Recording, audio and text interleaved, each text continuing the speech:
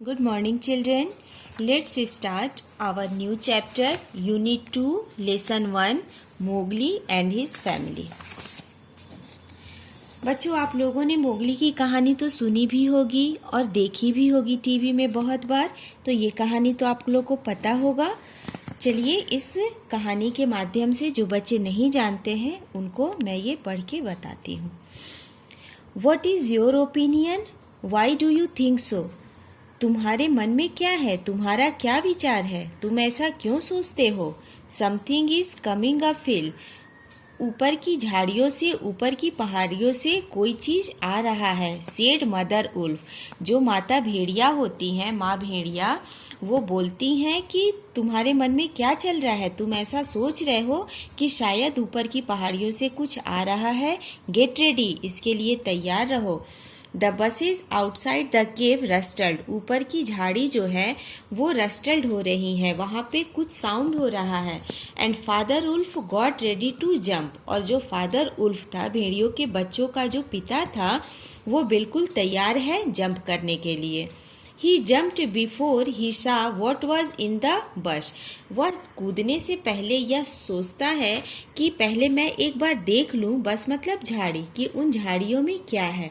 And then try to stop himself. और तब फिर वह कोशिश करेगा. फिर वह क्या देखता है. मैन ही स्नैप्ड. वह एकाएक तेजी से आपस में बोलता है कि इस झाड़ियों में से क्या आ रहा है. मैन, ए मैन्स कब, एक आदमी का बच्चा. लुक, देखो वहां पर. Directly at the edge of the cave stood a naked brown baby.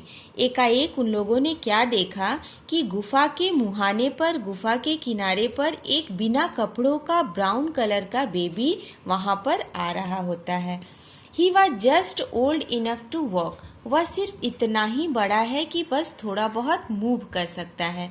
He looked up into father wolf face and laughed. वह जो भेड़ियों का पिता होता है, फादर उल्फ होता है, उसके चेहरे की ओर देखा और हंसा. कौन? ये मैन्स कब, जो इंसान का बच्चा होता है, जो ऊपर की पहाड़ियों से, झाड़ियों से रेंगते हुए आता है, वो फादर उल्फ को देखा और हंसा. इज दैट ए मैन्स कब? क्या यह मनुष्य का बच्चा है? मदर उल्फ ने कहा. I have never seen one. Bring it inside the cave. मैंने ऐसा पहले कभी नहीं देखा. इसे bring it inside the cave. इसे गुफा के अंदर ले आओ. हाउ लिटिल, कितना छोटा है. हाउ नेकेड, बिना कपड़ों का कैसा दिखता है. एंड हाउ बोल्ड, और कितना बहादुर है. Said mother wolf softly. माता भेड़िया ने बहुत ही विनम्रतापूर्ण कहा. The baby was pushing his way between the cubs to get close to the warm height. जो बेबी था, मैन्स कप था, वो भेड़ियों के बच्चों के बीच में जा रहा है, उनके क्लोज जा रहा है, क्योंकि उसे गर्माहट महसूस हो रही है. Aha, he is taking his meal with the others. वह अपना भोजन उन सभी लोगों के साथ ले रहा है. सडनली, एकाएक, the moonlight was blocked out of the mouth of the cave for Sher Khan huge square head and shoulders were thrust into the entrance. एकाएक चंद्रमा की चांदनी को ब्लॉक करते हुए उस गुफा के मुंह के पास शेर खान का विशाल आकृति वाला सर दिखाई देता है, और उसके जो कंधे थे वो गुफा में घुसने के लिए, गुफा में एंट्रेंस के लिए अंदर आने की कोशिश कर रहे थे. Sher Khan does us great honour, said father wolf. पिता भेड़िया कहता है कि शेर खान, आपका यहाँ आना हमारे लिए बहुत ही सम्मान की बात है. But his eyes were very angry. लेकिन शेर खान की आंखें जो थी वो बिल्कुल क्रोध से भरी हुई थी. व्हाट डज शेर खान नीड? शेर खान क्या चाहता है?